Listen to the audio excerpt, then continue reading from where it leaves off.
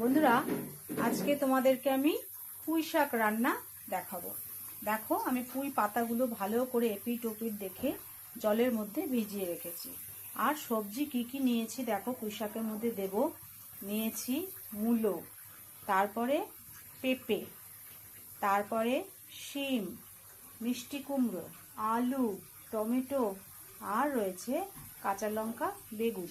এখানে জায়গায় হয়নি জন্য এইখানে রেখেছি তোমার পুঁই শাকের ডাঁটাগুলো আর ফুলকপির ডাঁটা, আর দেব ফুলকপি।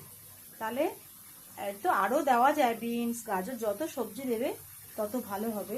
তা আমার বেশি হয়ে যাবে, খাওয়ার অত লোক নেই, তাই জন্য আমি অল্প করেই রান্না করছি। তাহলে বন্ধুরা দেখো,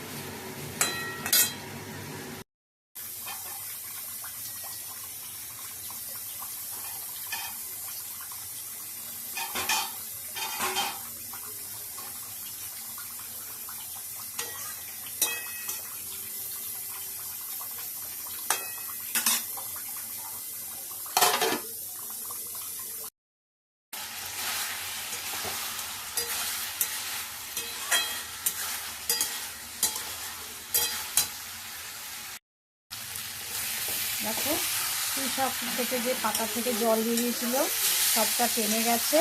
আমার কিন্তু শুকনো শুকনো করে পুঁই শাকের চচ্চড়ি রেডি। কেমন লাগলো অবশ্যই জানিও। টাটা।